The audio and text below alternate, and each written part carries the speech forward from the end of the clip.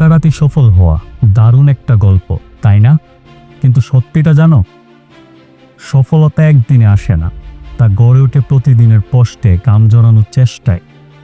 কেউ হয়তো প্রতিদিন ভোরে উঠে পড়াশোনা করে, কেউ না ঘুমিয়ে কাজ করে যাচ্ছে, আর কেউ ব্যর্থতা নিয়েও হাল ছাড়ে না। তাদের কেউ দেখে না, কিন্তু সময়ের সাথে সাথে তারাই সবার উপরে উঠে যায়। প্রতিদিন যদি তুমি 1% ভালো হও, তাহলে 1 বছরে তুমি অনেক গুণ বেশি শক্তিশালী হয়ে যাবে। শুধু সময় দাও, নিয়ম মেনে এবং না থেমে কাজ করে যাও। সফল মানুষেরা বিশেষ না, তারা শুধু একটা দিন কেউ ছাড় দেয় না। মনে রেখো, সফলতা মানে ম্যাজিক না, মানে অভ্যাস।